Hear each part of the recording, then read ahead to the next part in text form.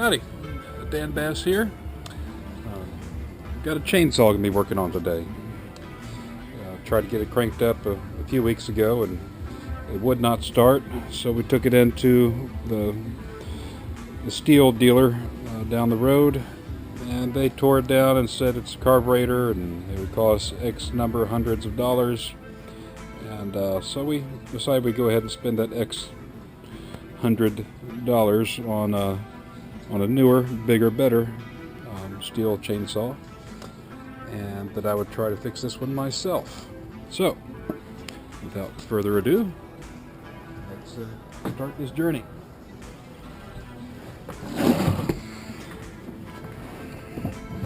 Alright, this is a 16-inch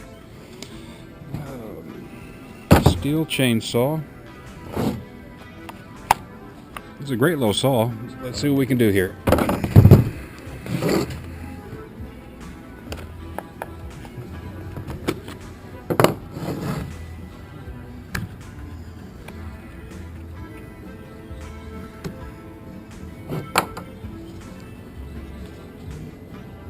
This whole little guy right down here is the carburetor.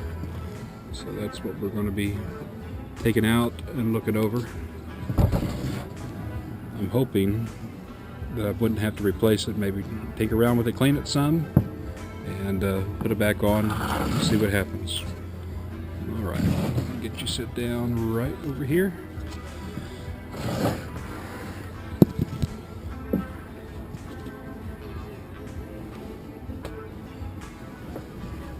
Grab my tools.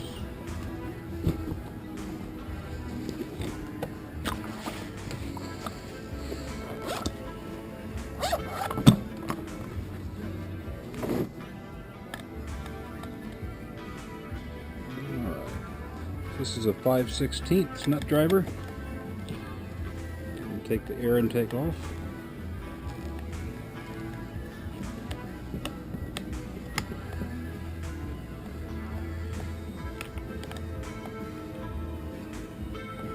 Always put your nuts and bolts somewhere that you can find them later.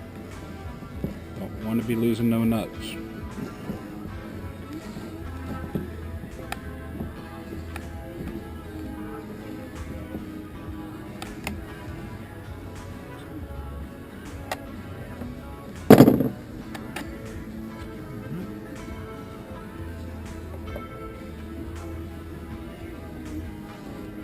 Okay, let's look at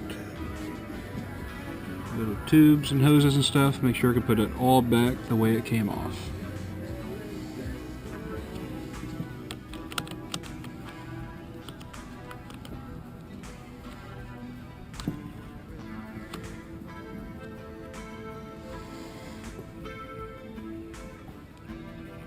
Got little springs and such.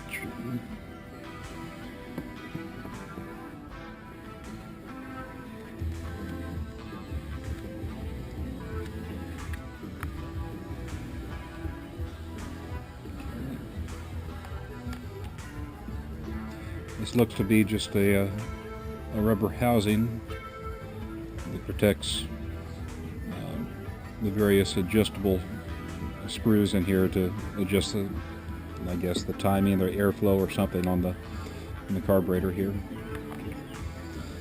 So now we get the carburetor off.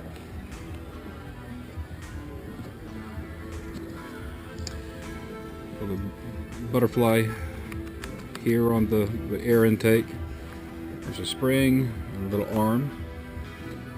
Close the butterfly all the way.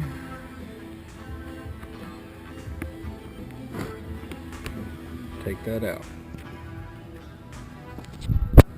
Not so bad.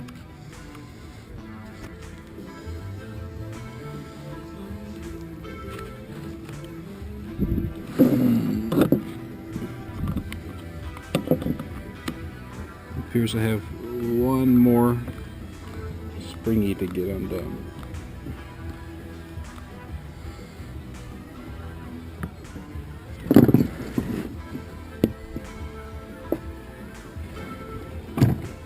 I'll be using lots of words that have no technical value whatsoever. because I don't know what most of the stuff is called. I'm just figuring things out. Alright, so this is a springy thing. It's attached to the throttle trigger here.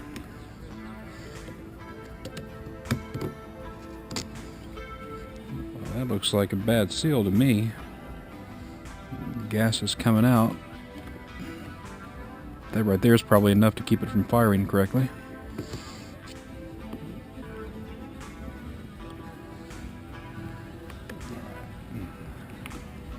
I get you off.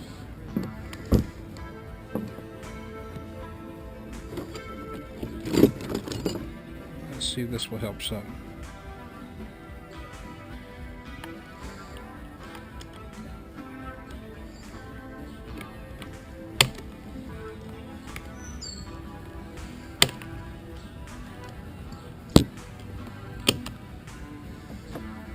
Good thing I'm not a dentist.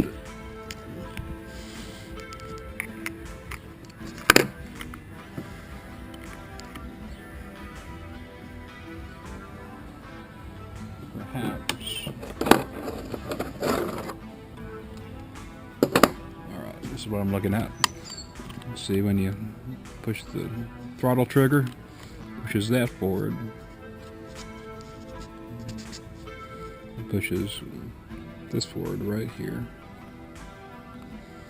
So what I'm thinking is if I disconnect it right there, I'll take the tension off and I can just pull the whole assembly out. Let's give that a try.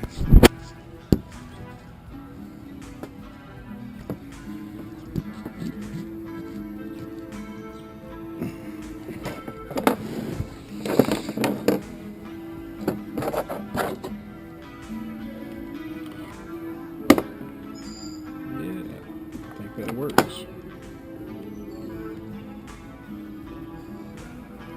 It does not want to come out. I believe this is the gas line that I'm trying to hold down here. So that means we don't want to puncture it. Alright, there we go.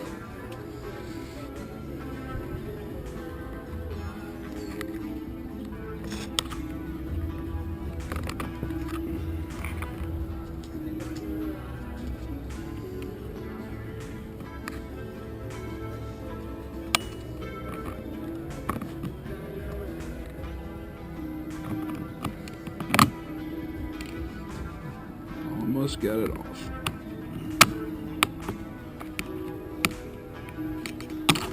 There we go.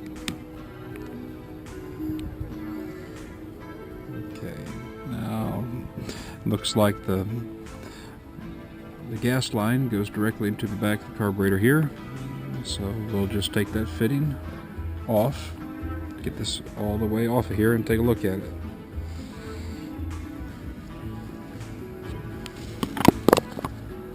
Set you here so hopefully you can see what I'm doing. Never know until I get you into the editing how much you actually see of what I'm doing. Okay, that's gas. That was fun. It's under pressure. Alright, we learned something valuable there. You should probably empty your chainsaw of gas before you take off the carburetor. God. Okay.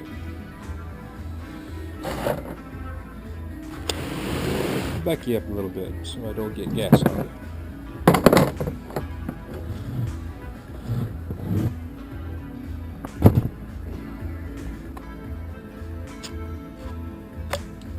Apparently there's a good seal in the gas tank, between the gas tank and the carburetor, because it was under pressure. This is what I've been pouring my used oil and gas in. Guess I need to dispose of it sometime.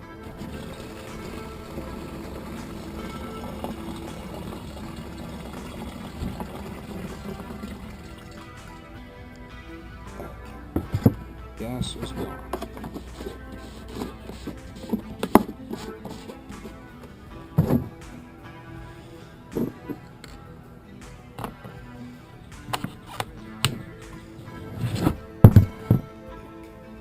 Be right back. Okay, let's see if we can do this again without anything squirting on us. Apparently not. There's still fuel in the line. Okay, setting it down again. I'm just going to have to let it squirt out.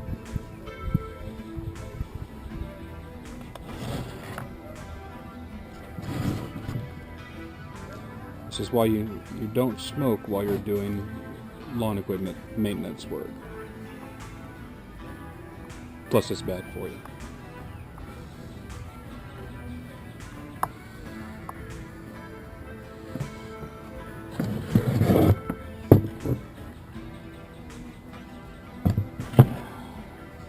Okay, so what we're left here with is the carburetor.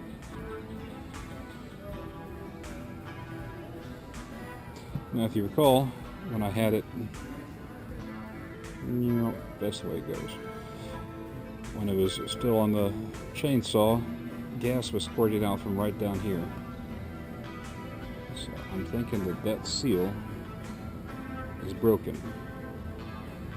Let's take a look at it.